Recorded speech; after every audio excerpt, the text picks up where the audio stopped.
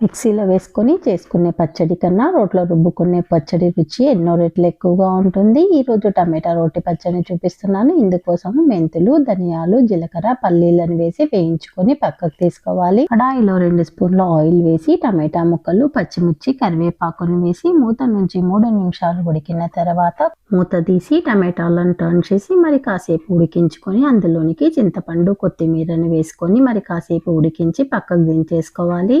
రోట్లోకి వేయించుకున్న దినుసులు, ఉప్పు వేసి పొడి చేసుకోవాలి. తర్వాత పచ్చిమిర్చిని వేసుకొని బెల్లం వేసుకొని కాస్త మెత్తపడేంత వరకు దించుకోవాలి. తర్వాత ఉడికించుకున్న టమాటా ముక్కలను వేసి కాస్త రుబ్బుకున్న తర్వాత పచ్చి ఉల్లిపాయ ముక్కలను వేసి కచ్చా పచ్చాగా దంచి తీసేసుకోవాలి. నేను ఇంగువను యాడ్ చేశాను. ఇష్టం లేని వాళ్ళు వెల్లుల్లి వేసుకోవచ్చు. పోపు వేయాల్సిన అవసరం ఉండదు. వేడి వేడి రైస్లోకి నెయ్యి వేసుకొని తింటే సూపర్ టేస్టీగా ఉంటుంది.